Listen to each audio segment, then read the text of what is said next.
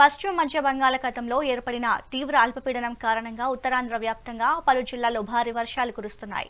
గంటకు 50 నుంచి 70 కిలోమీటర్ల వేగంతో గాలులు వీచే అవకాశం ఉన్నందున అధికారులు మత్స్యకారులు వేటకు వెళ్లొద్దని హెచ్చరించారు. మరోవైపు ఈ భారీ వర్షాలు గాలుల ప్రభావంతో రహదారులపై అనేక చోట్ల స్తంభాలు చెట్లు విరిగిపోయాయి. మరికొన్ని వివరాలు మా ప్రతినిధి దత్తాత్రేయ అందిస్తారు.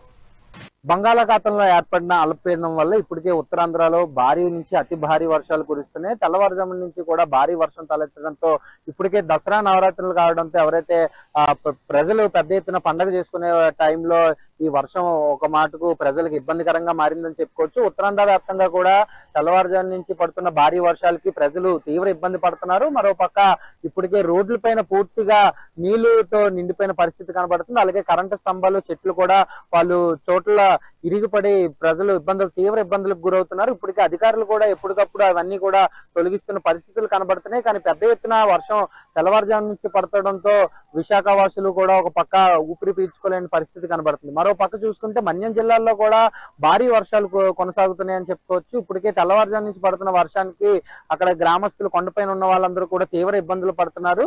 మరో పక్క పర్యాటకులు కూడా దృష్ట్యా చాలా ఇబ్బంది వాతావరణాలు గురవుతున్నారని కూడా చెప్పుకోవచ్చు.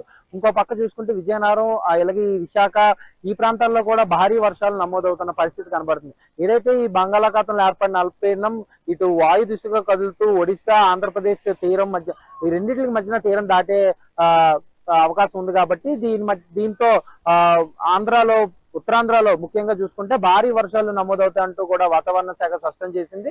ఒక పక్క గంటకి 40 నుంచి 50 కిలోమీటర్ల వేగంతో గాలులు వీస్తాయి కాబట్టి మత్స్యకారులు కూడా ఎవరు వేటకు వెళ్ళొద్దంటూ కూడా ఈ 2 రోజులు అధికారులు చెప్తున్న పరిస్థితి కనబడుతుంది. మొత్తానికి చూసుకుంటే కొన్ని చోట్ల రెడ్ అలర్ట్ కూడా ఇచ్చారు ఉత్తరాంధ్రలో, మరి కొన్ని చోట్ల ఆరెంజ్ అలర్ట్లు కూడా ఇచ్చిన పరిస్థితులు కనబడుతున్నాయి. మొత్తానికి అనకాపల్లి, ఇటు గాజువాక, విశాఖపట్నం, మన్యం జిల్లాలు, విజయనగరం ఈ జిల్లాల్లో రెడ్ అలర్ట్ నుంచి కొన్ని జిల్లాలో ఆరెంజ్ అలర్ట్లు కూడా ఇచ్చిన పరిస్థితులు కనబడుతున్నాయి.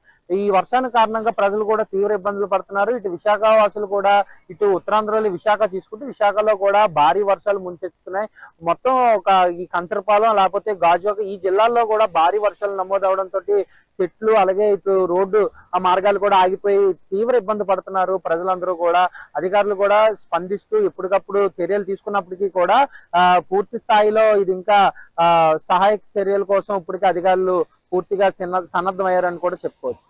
కెమెరామ్యాన్ నారాయణతో journalist Dattatreya, mega 9 TV, Visakha నుంచి.